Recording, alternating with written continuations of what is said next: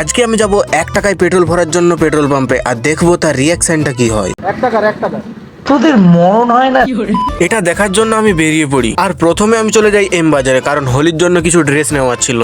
সেখানে কিছু dress try করার পর একটা ড্রেস আমি প্যাকিং করে নিই। আমি কি নিয়েছি তোমরা দেখতে পাবে হোলির ভিডিওতে। মল থেকে বেরিয়ে আমরা তারপরে চলে যাই আমাদের মেন ভিডিওটা, যেটার উদ্দেশ্যে করা পেট্রোল পাম্পে। দিয়ে আমরা পেট্রোল পাম্পে পৌঁছে যাই, আর আমার একটা কথাই ভয় লাগছিল, যখন আমি বলবো যে 1 টাকার পেট্রোল ভরে দাও, তখন তাদের রিয়াকশনটা কি হতে চলেছে। তারপর আমি পার্স থেকে 1 টাকা বের করে রেডি করে রাখি। এরপরে আমার সময় আসে তেল ভরার। এরপরে কি হয় তোমরা জাস্ট দেখো।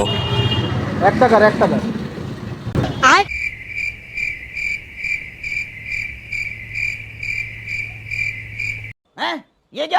ভাই সত্যি কথা বলতে দাদাটার মুখে কোনো রিয়াকশনই ছিল না। আর লেটেস্ট নিউজটা হচ্ছে কি না, সে আমার বাইকে 1 টাকার জায়গায় 100 টাকার তেল ভরে দিয়েছে।